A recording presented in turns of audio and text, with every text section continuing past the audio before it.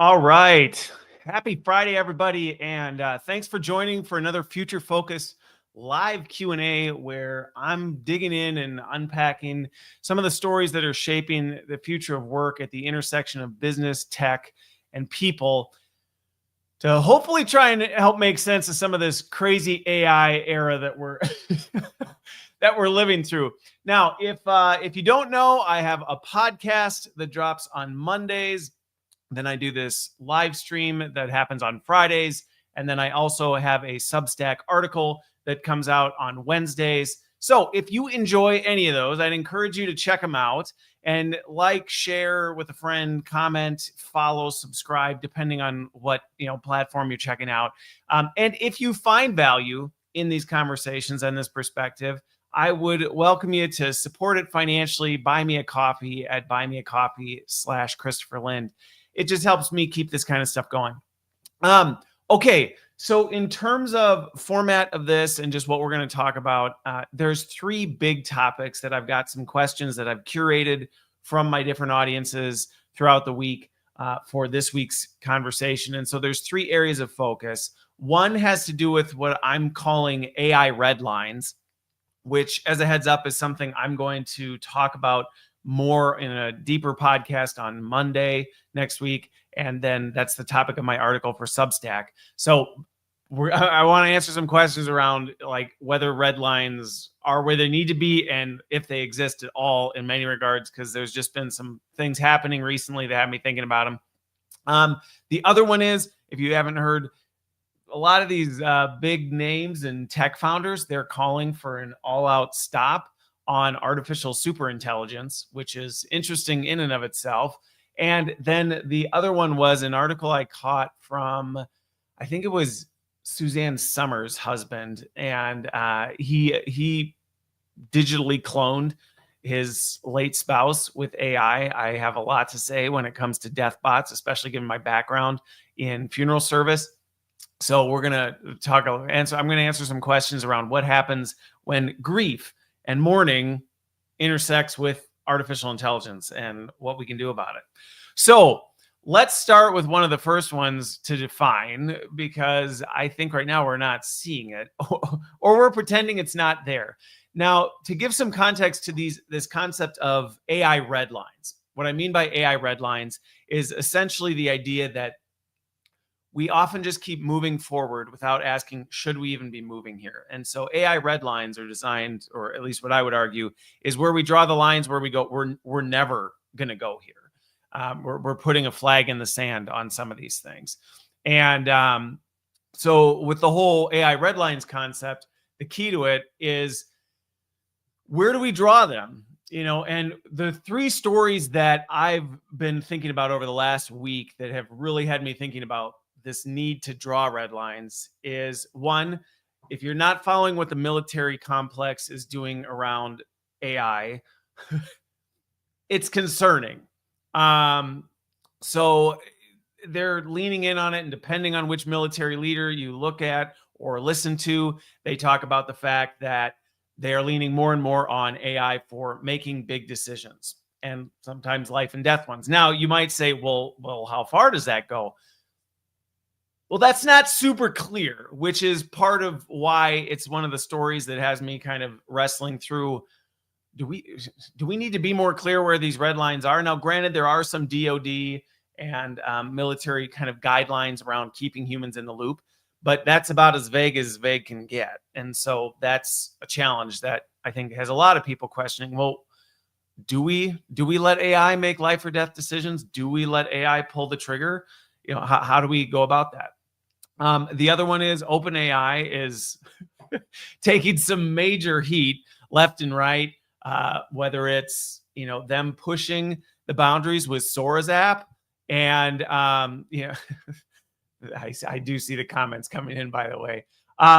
So one is this whole OpenAI is pushing the boundaries when it comes to Sora and deepfake content and just kind of the proliferation, of just purely deepfake content. But really, some of the things that have come up with this is the likeness of people who aren't with us anymore and how that's affecting the legacies they're leaving, and things like, Martin Luther King or Fred Rogers or, even things like Tupac.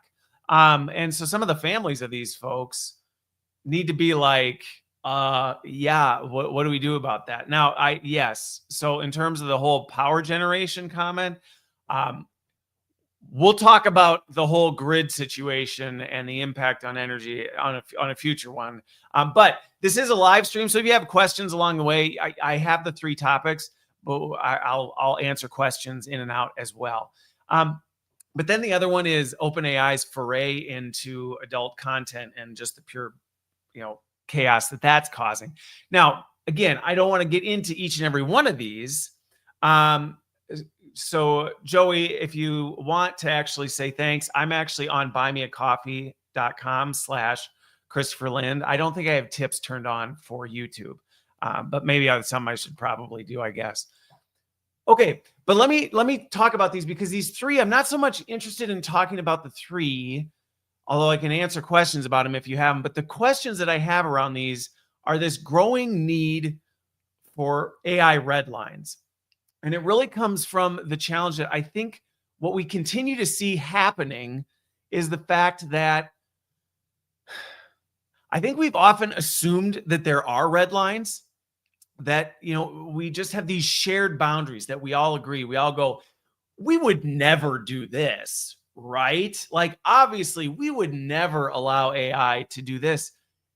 And then because the lines are not established firmly, it's not like we blow over them overnight. It's that we just kind of slowly get closer and closer to them, and then we cross them. But because there wasn't really an established line, either we just blast over it and then outrage occurs and we're like, how do we fix this? Or we don't really notice until one day we wake up and look backwards and go, how did we get here now? And we don't really have an answer. And it's largely because we never drew this.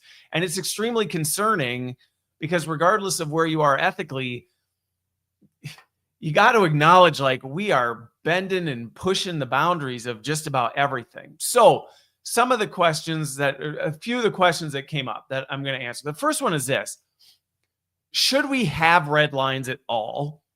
Or are we just trying to control the uncontrollable? And I know the person who asked me this question, and so I won't mention their name, but I understand this tension. So to be clear, I run a consulting practice, and I do a lot of executive advising around AI.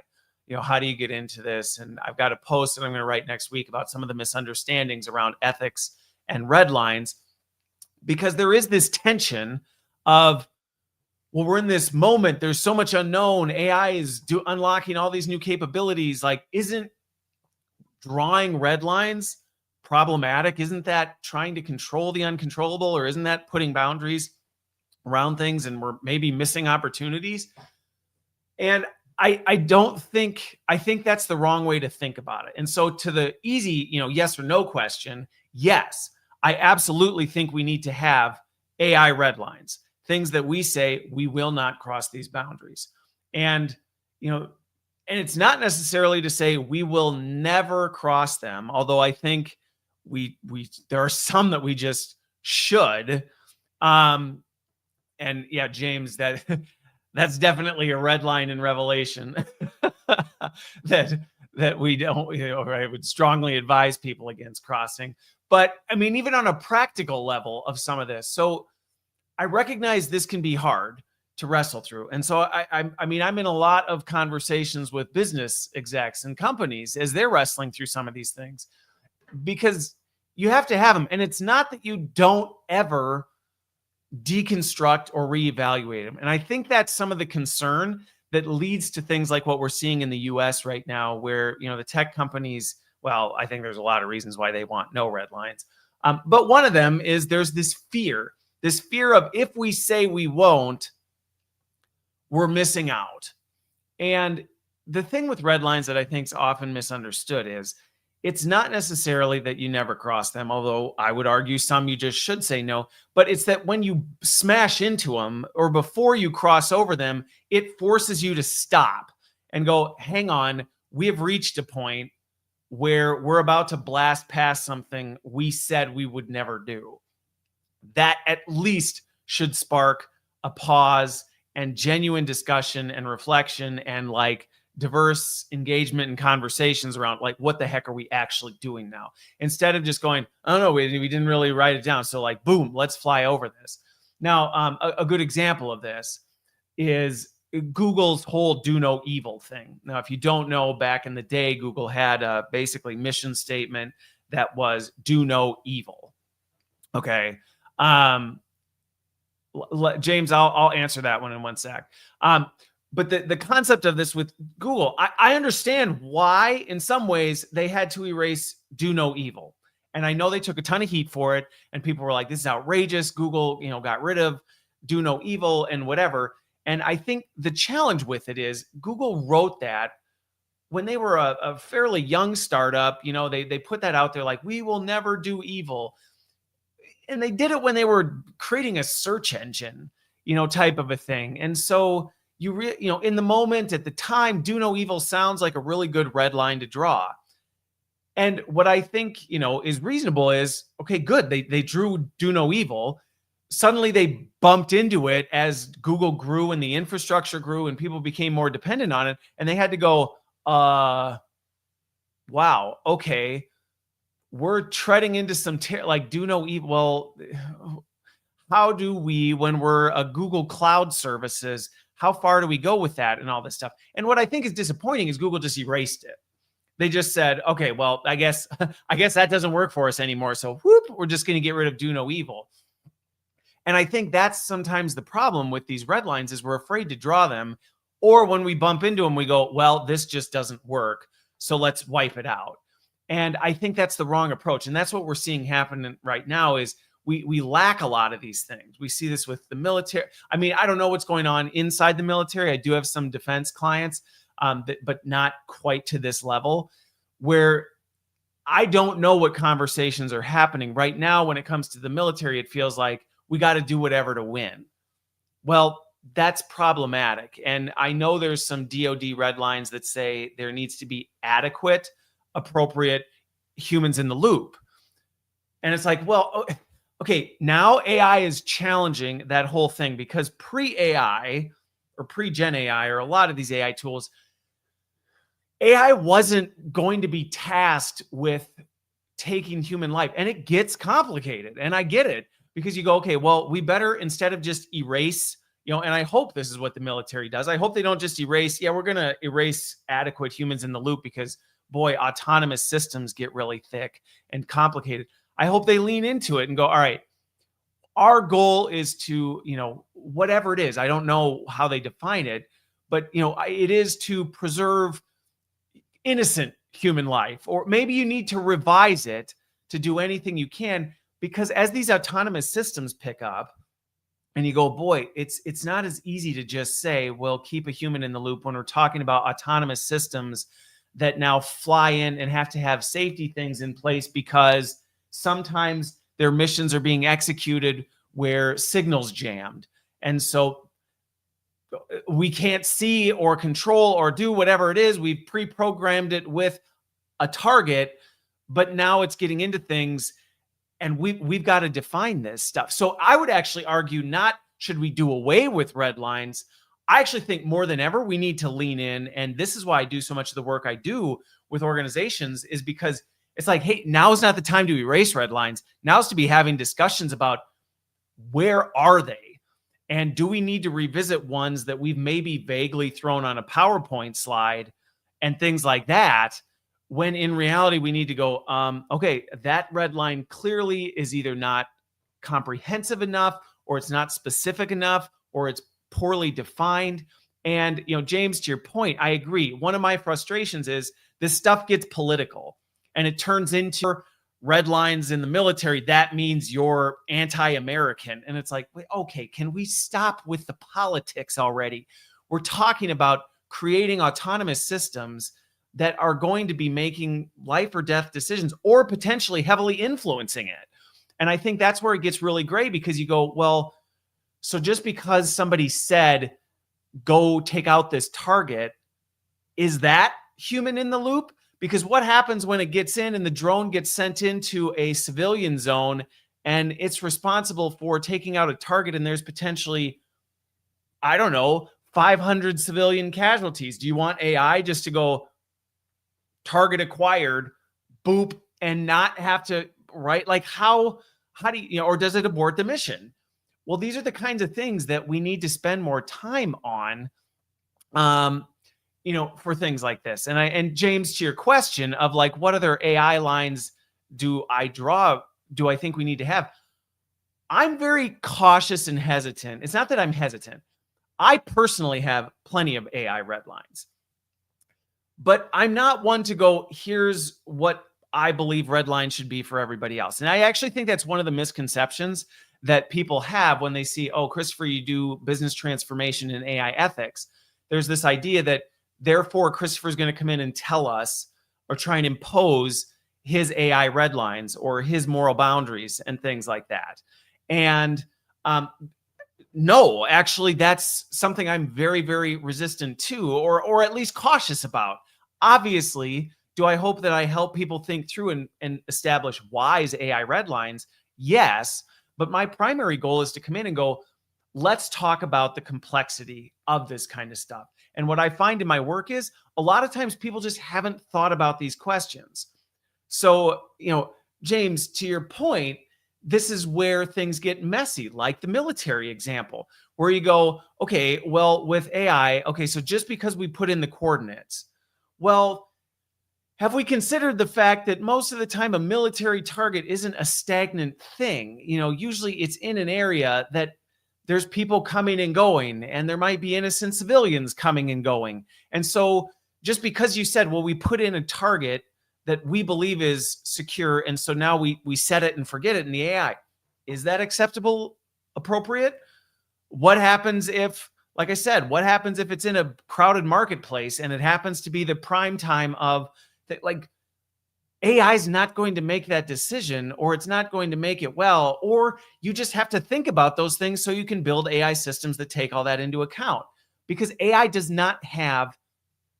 it doesn't think like humans. I call it alien intelligence because it does not think, make decisions, behave like humans. As much as we try and make it that way, it doesn't. It's a mathematical algorithm that is taking in all these bits of data, and then it's just making a decision based on what it's thinking it's supposed to do.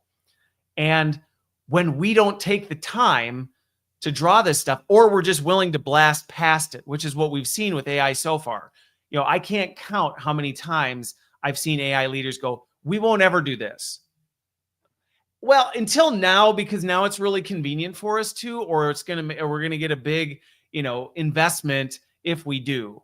So, hey, like, never mind. Like, and again, a perfect example of this is some of these big AI companies when it comes to military contracts. It was like, yeah, we will not use our technology to take people's lives. Boy, that billion-dollar defense contract looks really good right now. And if we have this red line, we're saying no. So I guess it's just easier to throw out the red line rather than go, one, are we going to say no? Or two, maybe we at least need to be more specific in terms of where we're willing to go and not, so that if somebody is using our systems, they're clear on where the red lines are. Because I think that's the other thing, if you look at some of the adult content stuff, it's never as easy as just don't do it. Because if you, and again, this is just an example of some of the complexity of this, but let's say you get into erotic content in AI, and rightfully, I think people are very upset about the fact that OpenAI is just like, yeah, we're going to do it now, even though we said we weren't, and it's going to be here by the end of the year. And it's because we want to treat AI like adults, and we've mastered the AI dependency and mental health issues. It's like, what? You've done none of those things. You've done none of those things. But now we just have crossed this red line. And so I understand why people are upset, and they're saying, fix it, Sam.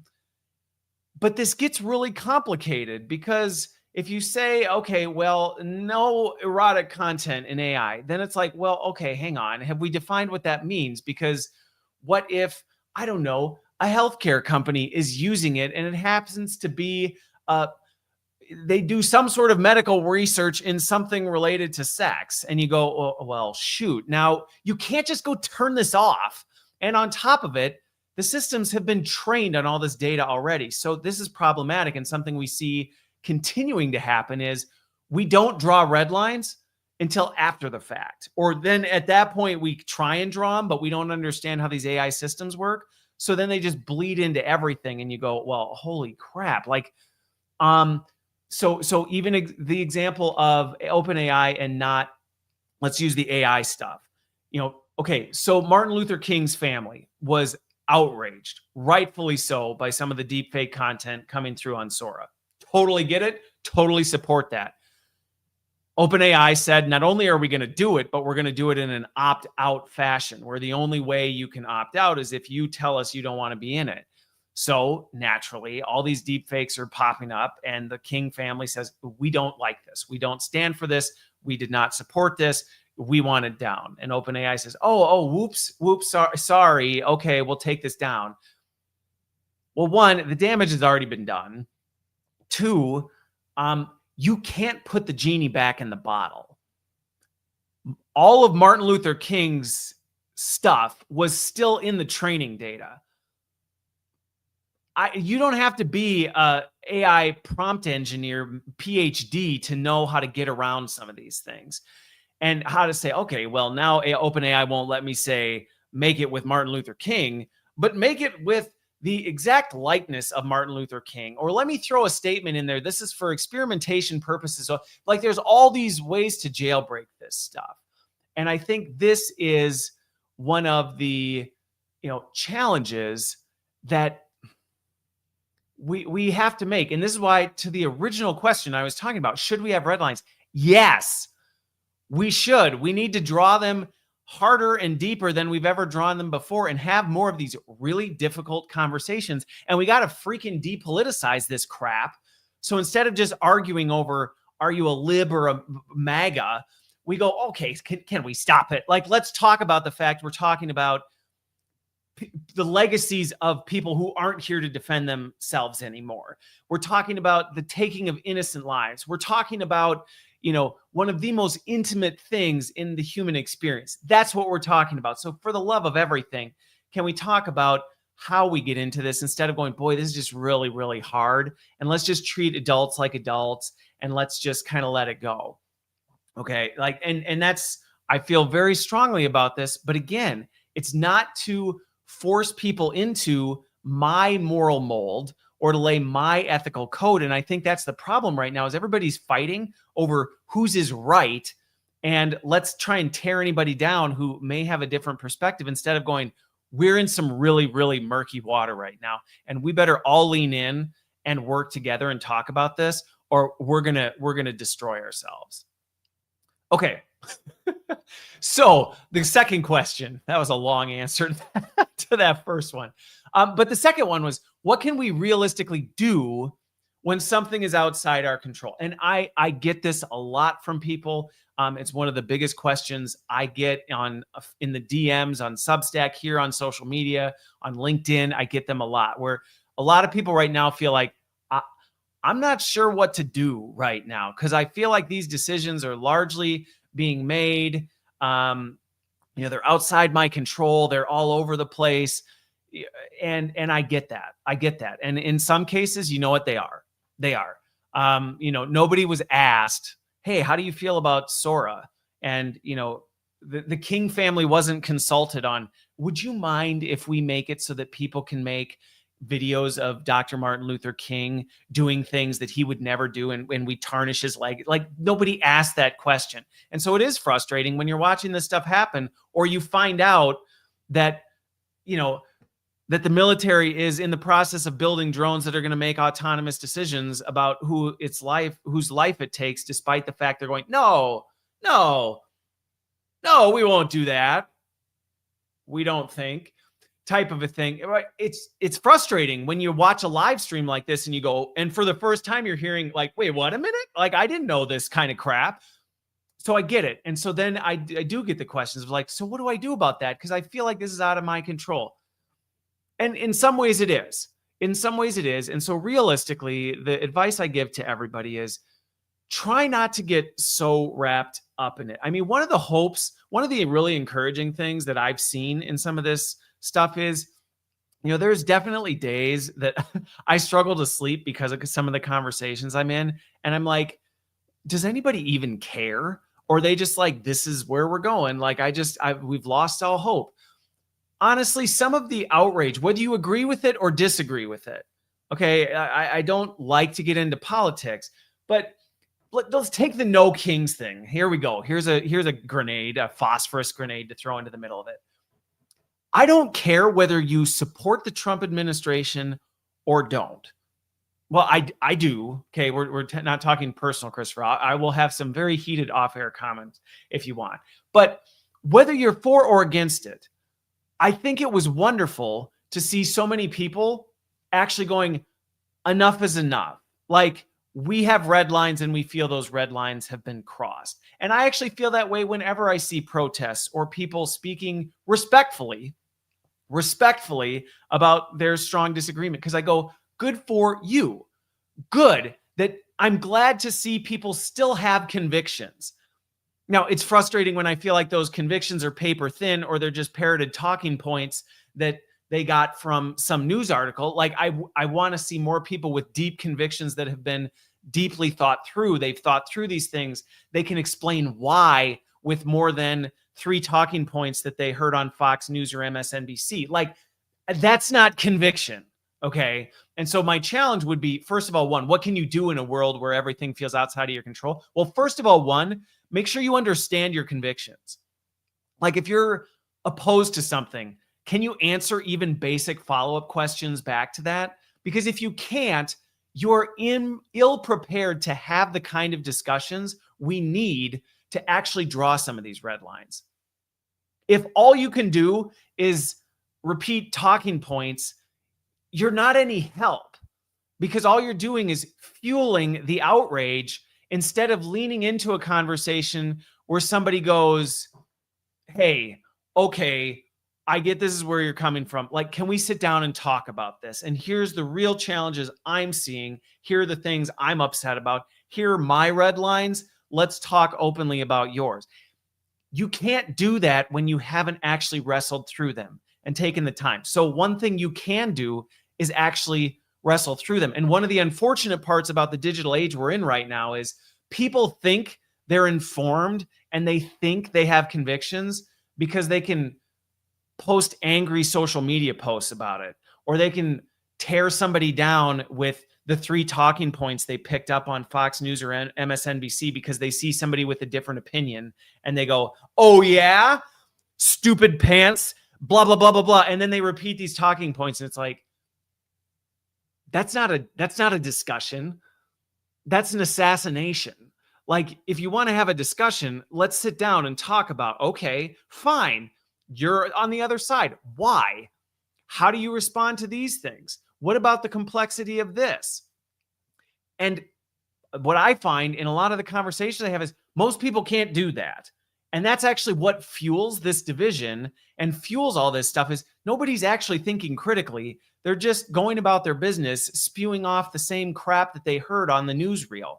So that's one thing you can do, because what I find is, one, it bridges gaps big time. And it helps us actually get to red lines because we're able to come across the table because we understand why we have these red lines. And suddenly you start discovering, oh, okay, maybe we don't agree on all of the how, but here is the red line we do agree on. And so now we can draw this red line together instead of trying to assassinate each other from across the lines, thinking we're on different pages when in reality we have the same. But you can't do that if you haven't thought critically and you don't understand the positions that you hold. And many people don't. So that is something I would encourage everybody to do. If you're pro this or pro that, great, fine. Why? How do you handle the complexity of that? Because no matter what you think something is, it's never that simple. Pick any hot button topic right now. War, Palestine, abortion, like, you name it. And there's always more under the surface. And when all you can do is spew your tribe's 5 talking points, you are of no use to the conversation, and you actually can't get us to a better solution. And we actually end up not drawing these red lines because people are afraid to draw them because they're like, well, boy, if I draw anything, people are going to pop off. Instead of going, okay, I know it, we're going to respectfully disagree, but like, hey, I'm thinking this is where we should draw them. I don't know. What do you think? I know you have a different opinion. It invites conversation. Now, the other one is personal responsibility. You're going to find when you see my article next week and podcast next week, one of my biggest frustrations is you can't control some of this stuff. And one of the biggest problems that I see is people keep waiting for everybody else to solve this. In no matter what it was, people are waiting for somebody else. We're waiting for the administration to fix this. We're waiting for OpenAI to set some AI governance policy. We're waiting for the UN to draft a policy document on AI safety. We're always waiting for freaking someone else to do it instead of going, I can't assume they're going to. So I'm going to govern this in my own life, and I'm going to take personal responsibility for it. So yes, I'm still going to advocate. I don't like that OpenAI is moving into adult content, but I am going to draw a line that I am never going to allow that in my own life. I'm never going to use it for that in my own personal life. Now you can go, well, what good does that do? Because that only affects your life. Well, in some cases, all you can do is control yourself. You cannot take responsibility for other people's actions and behaviors. And so in many cases, we actually are contributing to the lack of red lines because we refuse to hold them ourselves.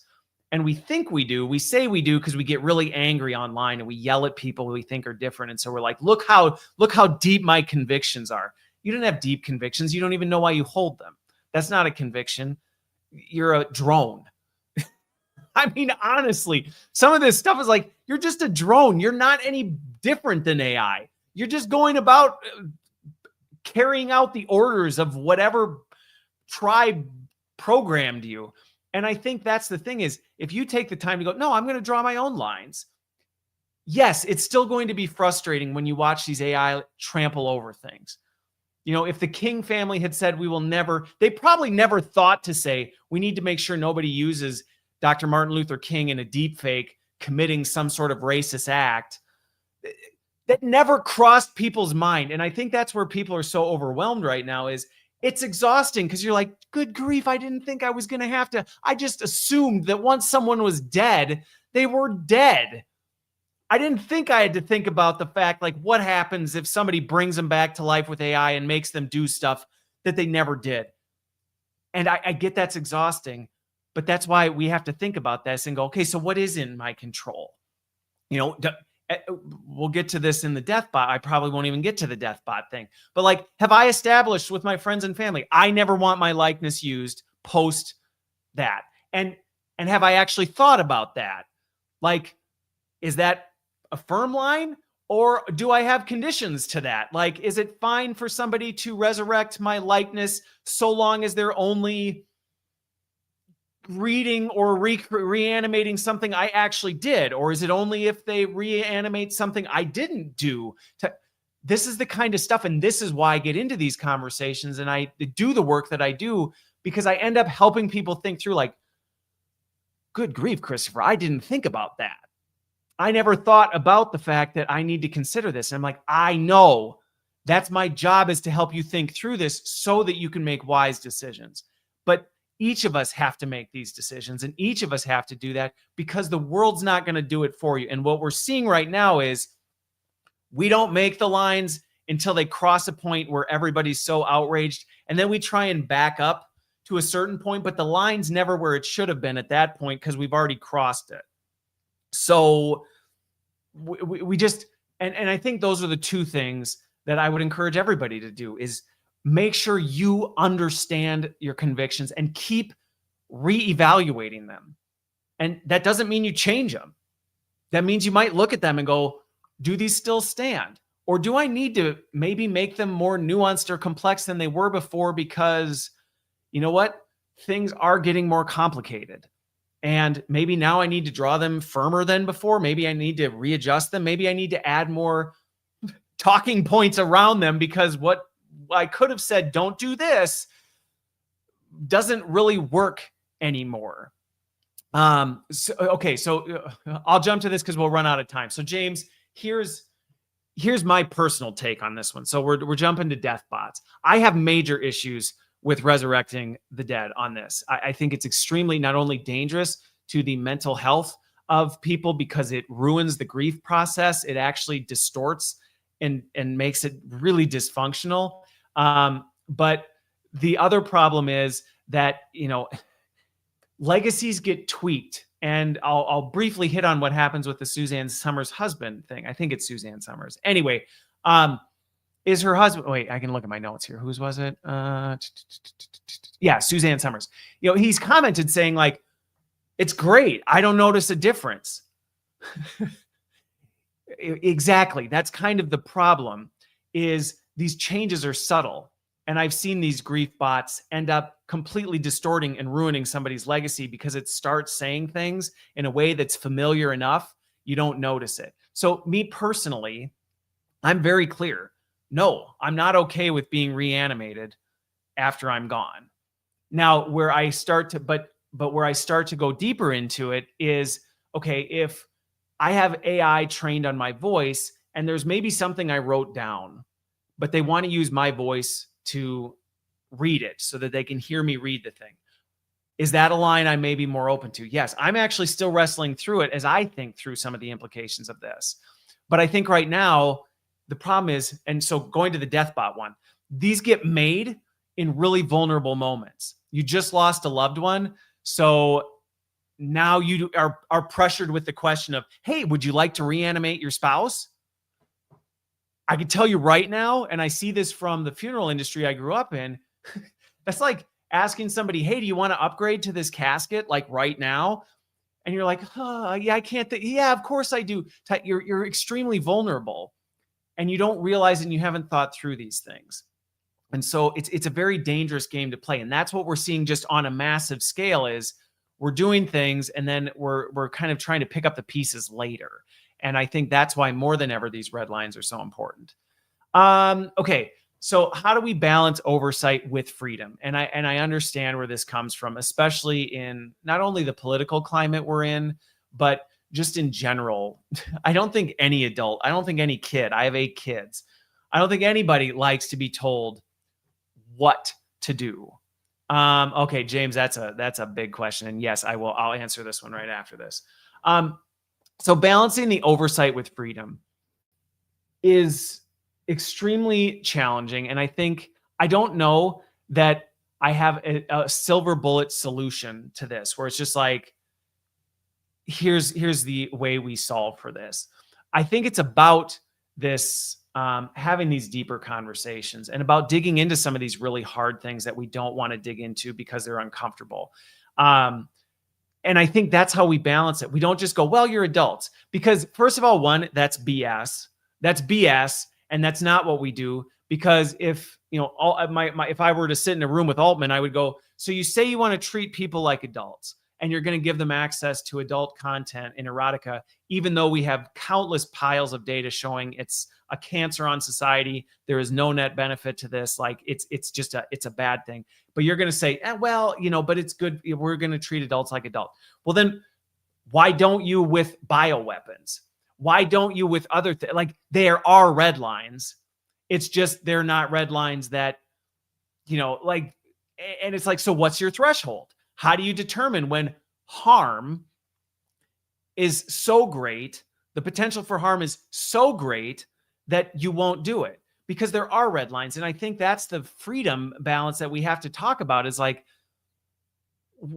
and I get as individuals, we may not contribute to those conversations. I feel fortunate to be able to be in some of the rooms where these decisions are happening and being able to go, I would argue that, you may say, well, adult content doesn't cause immediate harm.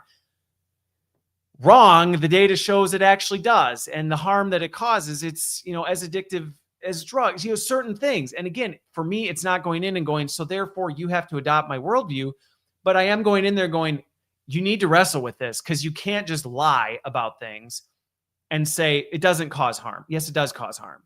So we have to talk about how much harm and how much harm is too much harm and all this other stuff. And so I also recognize, and this for me is where I come from, as I think about some of this freedom, I think sometimes we think freedom means being allowed to do whatever the heck we want without any sort of repercussions. And that's not freedom. It's really not. And I think, especially in the political climate we're in right now, it's really hard to go, we need to, in some ways, respect and trust the people who are leading things. And it's frustrating. There's things they do I don't like. There's things that happen that I am not a fan of. I don't support all this other stuff. But when that happens, then we need to work within the guidelines of what we have to try and push against it, because that's how we have to work. Hang on here.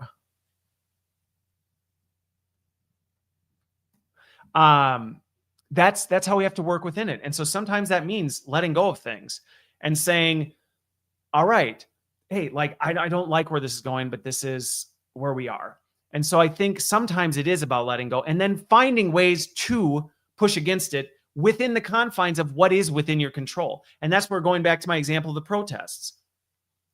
Peaceful protests are within your control. Great. Then exercise those rights. Don't go start fires in the city. That is not an acceptable thing. And so I think it's about figuring out, how do we work within the confines of this? But then I do think some of these bigger companies need to say, hey, we actually have to take responsibility for this.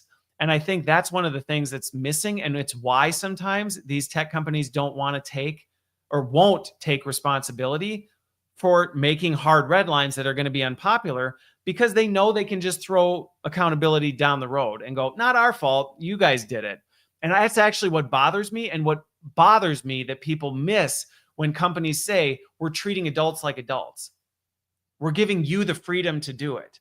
Okay, just so you know, you don't understand the complexity of what's being put in your lap, and it's being put in your lap so the people who put it in your lap and who created the piling mess can step back and go, not our fault, you did it. And that's what bothers me, is people will rally behind it's for freedom because that sounds really good, and they don't realize you're being tricked with a marketing scheme so that you buy into this, and now you sign up for accountability for something you didn't know you were signing up for, and then they can wipe their hands and walk away. And so I think that's one of the things of being careful with freedom, because freedom is not found in no rules. That's anarchy. And believe me, as much as you think that's a good thing, I'm in enough of these ethical, moral discussions happening in certain rooms, and it's like, trust me when I tell you, you don't want this. You don't want AI to go free. You think you do, but believe me, if you knew what this stuff can do, you do not want this to go free. And you may go, well, I don't like the people making decisions. I don't like some of the people who are making the decisions, but they're the ones who are making the decisions. So then we need to say, all right, well, then how do we influence outside of this? Because trust me, total freedom is destruction. Believe me, it's not pretty. And people don't realize that. And that's what bothers me when people get excited about freedom. And when I see people like Altman going, hey, we want to let adults be adults. It's like, no, you don't. You know how bad this is, and you don't want to take responsibility for it. So you're trying to convince people that you're doing them a favor, and you're not, and you know you're not. And that bothers me on a core level. And so I think that's something that when it comes to balancing freedom and treating adults like adults, like, and I will get to that because that does tie to topic too, but I do want to jump back to this other one. Where did you ask it, James? Yeah, so this is an interesting one. This is kind of a fun one. I like discussing these when I do Q&As because they get into some really interesting topics. So, and I know I'm multi-streaming, so not all of you can see these questions. So I'll read them. But if there was a way that you could essentially, transfer your consciousness, okay, this is something that is, I will tell you right now, the tech companies would like us to get to this point. There are lots of people who want to get to this point. A lot of the leaders who are behind some of the tech actually firmly believe that AI is a superior species that should wipe out humanity. Now, I'm not saying that is everybody's out there and there's, Dr. Evil in conference rooms. that's not what I mean. But there are people who actually genuinely believe this is the path forward and that it's for our good. And see, that's the thing that a lot of times people miss. I'll talk about it in Substack next week. Most of this stuff we're seeing that has people outraged, that has people upset, all this other stuff is they don't realize that the people doing it, they're not trying to be evil. Most of them. They truly believe they're trying to do the right thing. So James, to your question of like, when it comes to this idea of what if we could create an AI where we could download your consciousness and then transfer you into a robot, like, well, first of all, one, I think for sure that should be a red line we don't cross. I think it's a terrible idea. People are promising, oh, it'll give immortality. No, it won't. It'll give amortality. And that would be the absolute, that would be hell on earth. Second of all, no matter what they say to prove to you it worked, there's no way to prove it to you. There's no way to prove it to you, because I can tell you some of these AIs even today are so convincing. Suzanne Somers' late husband is like, I can't tell the difference between AI and my former wife.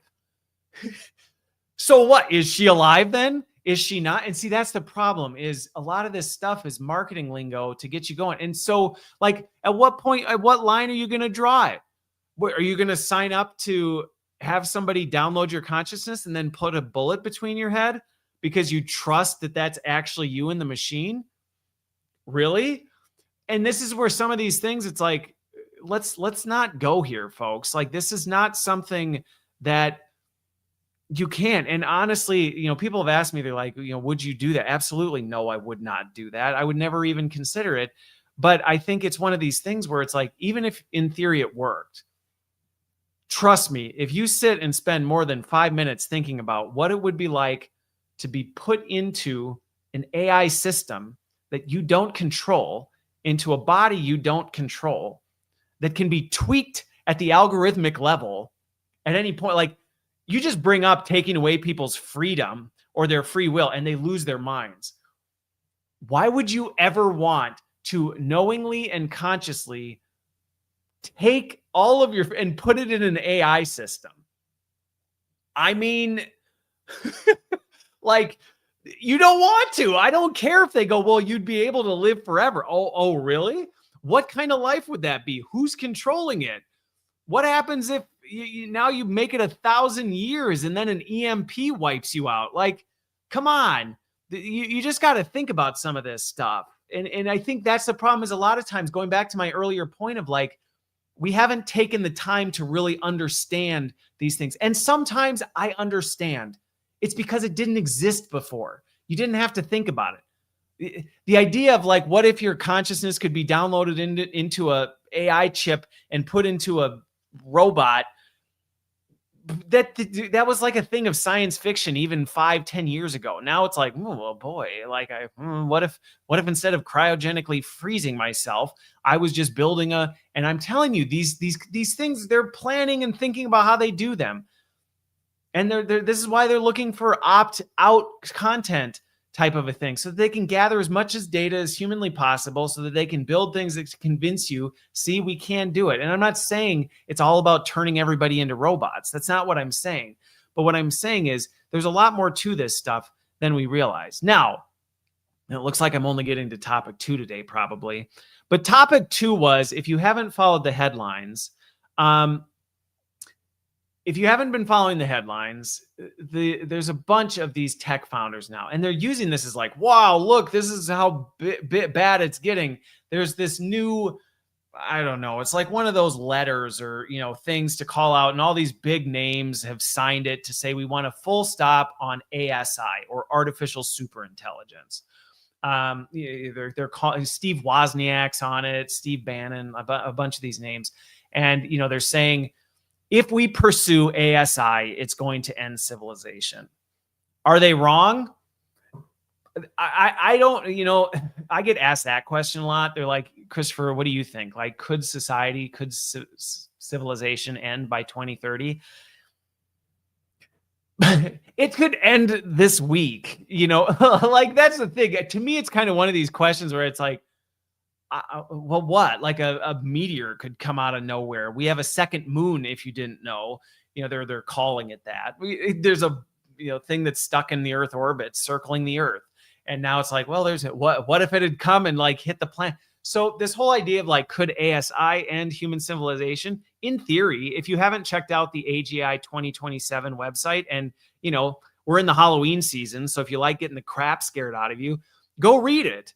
I actually think it's a very realistic scenario of how AI could, in theory, wipe us out if left unchecked. And so is there some truth to the concerns that these folks are reading into? Like, could ASI end civilization? Yeah, there is. There is legitimate concern behind this. There are real scenarios where this stuff plays out. That's why there's so many of these meetings happening discussing this, because people are going, holy crap, we didn't think about this. And unfortunately, we put things into the wild and then we try and roll them back when we go, boy, I didn't think somebody'd be able to build a nuclear weapon using ChatGPT. Maybe we shouldn't have trained it on all of that stuff. Like, oh, yeah, great. I'm glad we're thinking about that now that it's in the system, type of a thing. But here's the first question that came up. How do we respond when we see all these big tech names, doing that? I think in some ways you have to take it with a grain of salt. Okay. And here's why. One, like I said, could ASI end society? Sure, it could. There's a million things that could end society. With the power of AI, and not even AI, hackers could hack into things and wipe out huge portions of society. Like, we don't realize how fragile society is. We take it for granted. We think, not only our own lives. Growing up in the funeral home, I'm like, you don't realize, like, you could be dead in like the afternoon, but you think, oh, I've got another 40 years. Do you though? Because you don't necessarily. So we already take our own lives and the fragility of that way too much for granted. And that's something we have way more control over. When it comes to society, humanity, civilization as a whole, it is extremely, extremely vulnerable. So I think we need to take some of these doomsday narratives with a grain of salt and actually go, okay, yeah, that is true. And, my personal take on it is, I think there's more practical reasons to be saying, can we stop the pursuit of ASI? And it's not just because we're going to wipe out human civilization with it, potentially. It has to do with the fact that we're spending trillions of dollars on it for what? To what end? We haven't even defined ASI. So we're chasing the wind right now and spending countless dollars. We're building data centers all over the place. We're building technology. We're in a basically digital arms race over something that we don't even know what we're doing largely. It's like a big gamble. So I think there's a lot more reasons to be saying, hey, can we slow down on this ASI thing? Can we maybe focus on getting the AI we have right now under control instead of just continuing the relentless pursuit? So that's where I think we got to take it with a grain of salt. I think the other thing you got to watch for is, it's always a little convenient when you're like, so the people who made this now suddenly are telling us we should stop, yet are taking no actions themselves to stop it. You look at some of the names on this list, it's like, hey, folks, you're running some of the companies that are building this, but you're advocating for a full stop on it. Did you stop? Or are you just going, yeah, everybody else should? Or is it really that this whole fear cycle is actually really good for business? Is it really that having everybody terrified that we're going to be done, we're cooked in the next, 5 years, is that actually driving profits? Is it actually keeping everybody so distracted you're able to do things and do a little bit of, smoke and mirrors, and nobody's paying attention because they're so worried about the existential crisis of humanity's end? And so you got to like slow down with it and actually think about it. Don't even get me started, hat trick, on how like upsetting it is to see the sheer volume of dollars being spent on this. It's insane, especially when we think about the fact, like, there's people that literally can't pay they don't know if they're going to be able to eat tomorrow. And we're like, but how do we come up with $10 trillion to fund the data centers we need to build the next generation of superintelligence? It's It's like, good grief, we are so disconnected from reality. But I think that's just it. It's like, so when you see these folks who are like, we need to full stop it, you got to not get sucked into it. You got to not get sucked into the hype and the emotional fatigue that comes with it and worrying about it. Because and again, if you're like, but there are real concerns, there absolutely are.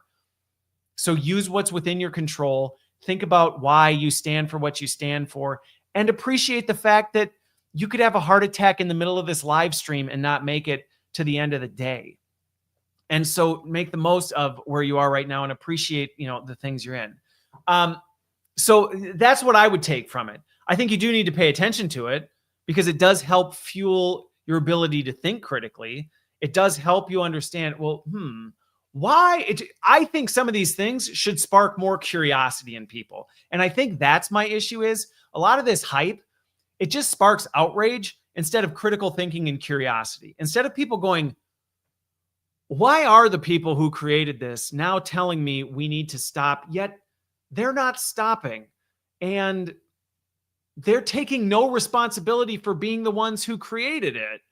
Hang on a second. Like, it doesn't spark curiosity for us to dig deeper into it, which gets to the next question somebody had asked me, which is, why do we keep waiting to hit the brakes until it's too late? Like, it's because of this big gap between accountability and action. And I think this is a major problem that we're seeing right now is, we have these very wealthy, very powerful people who are making decisions. And again, I don't like to get political because as far as I'm concerned, we're all guilty of participating in this kind of stuff. And people get defensive about it, but it's like, you don't want to look in the mirror. You'd rather blame the billionaires. You'd rather blame the person down the street. You'd rather do, instead of going like, oh, am I actually mad that this billionaire is doing it? Or am I just pissed off that I'm not one of them? And you ask that question in the mirror and you kind of start to feel sick to your stomach because you're like, oh, well, I would never do the things that they're doing. Are you sure? Because sometimes our attitudes and our behaviors, while on a much smaller scale, look a lot closer to the very people we say we can't stand and we want to overthrow, but we don't want to deal with that. And so I think that's one of the things where, why do we keep hitting the brakes until after it's too late? It's because we refuse to take accountability, and we want to hold other people accountable, but we don't want to take accountability for ourselves. And I think that's where, going back to this personal responsibility, yes, I'm not saying don't hold people accountable. I'm not saying don't speak out against things that you think are wrong. No, I actually think that's a problem too, that we often do, where we go, well, I can't do anything, so I'll just accept it. No, I'm not saying that either, but that needs to be equally balanced with going, are you holding yourself accountable for this? Like, if you say something, do you actually hold to it? Or are you also someone who just changes your tune when it's convenient? Because if you are part of the problem. The question, like, well, why do we wait to hit the brakes till after it's too late? Well, I don't know. Don't we all kind of like push the boundaries until we get burned? And then we go, oops, I thought I could get away with it. And I guess I didn't. And well, it's not my fault. I was in this situation. This person did this. I couldn't have done anything different. Really? Because it seems to me like you at least knew enough that you could have taken a different course. But when we won't do that in ourselves, it's unreasonable to expect that. And so some of the just utter chaos and disgusting things I'm seeing happening, I'm like, well, you're just seeing what you see in the mirror at scale. It's just that much more frustrating when you're seeing it affecting the lives of billions of people, and it's affecting trillions of dollars of spend. If you were to hand over your finances to somebody, would you be comfortable doing that? Would you be comfortable somebody going through your bank statements and going, you spend what on what type of a thing? Like, or would you immediately jump into defensive mode? Would you be open? And I think that's the thing is, if we really want to see brakes being hit, we have to start by taking responsibility ourselves. Because if we refuse to do it, it's unreasonable for us to expect other people to do it. And I think that's one of the biggest things is we demand things from other people we refuse to do for ourselves. And you might say, well, that's small. We can't put ASI back in the bottle just by me taking personal responsibility. Maybe we can't, but you might be able to influence more of the people around you than you realize, and you don't realize the butterfly effect that can have. And if people start to realize at the top that the masses are actually holding themselves accountable and will therefore also hold them accountable, that's how things start to change. And if we're unwilling to do that, if we're unwilling to draw red lines, if we're unwilling to be people of our word, if we're unwilling to take responsibility when we mess up, because we're going to mess up, but if we're the one who just quick shifts the blame, well, what do you think people at the top are going to do? Like, of course they're going to. It's the culture. It's the norm right now. We need to actually model this. And I get it still can be discouraging because you go, well, it doesn't matter. But I used to think the same thing too. I used to think, who am I? What difference does it make if I'm somebody of integrity, if I'm actually doing this? And now, decades later, I look at it and I go, I'm actually one of the people in the room that people are looking to going, Christopher, what are your thoughts? Uh-oh. Now I actually am the person people are looking at, and I am influential in some of these decisions. Well, if I'm not rock solid in that, as I'm going into those conversations, I'm going to be more inclined to go, oh, I don't really want to draw red lines because I don't really do it. And I think the more we prepare ourselves, the more we're prepared when we come into these moments where you are the person who's influencing the group. When you're the person in the group text where things start going off the rails and you go, hey, folks, this isn't okay. All right, we've gone too far. I'm not okay with where this conversation is going. Well, that doesn't happen if you're not every single day taking control over the things you actually do control. And I know that doesn't immediately fix what's happening on the global stage, but if we're unwilling to do that, it honestly is unreasonable for us to expect someone else to do it. So I didn't get through all the questions that I had, but I really hope that this was helpful. I enjoy these conversations. And yeah, you know, if you are in the professional sphere or personal sphere, I also do coach. Like, if you need help with this, let me know, because it is hard and it is confusing and it is overwhelming. And I understand why people are scared and freaking out and running around, which is why I do the work I do. So with that, I hope you have a great weekend. I hope you have a great Friday. If some of these things made you go, oh my gosh, I'm sorry, but not sorry at the same time. Yeah, but take it seriously and start with what you can control, because who knows what rooms you might be in and what decisions you might be involved in where you having your stuff in order is going to matter a lot more than you think. And you don't know what the future holds. And so to say, well, I will never. If you talk to a 21-year-old Christopher Lind and said, Christopher, it's really important that you take this stuff seriously and that you're grounded in things and that you stay curious and you think critically, I would have been like, why? I play World of Warcraft and I'm some meaningless job. I wouldn't have been like, oh, wait, I'm a dad to 8 kids. I'm involved in some of the biggest decisions influencing the tech industry. I wouldn't have thought about that. But had I not been preparing then, I wouldn't be prepared now. And that's something you all can walk away from and go, I am empowered to do that. That is something that I can take responsibility for right now. So with that, I hope you have a great weekend. I know I said that already, but we will see you on the other side.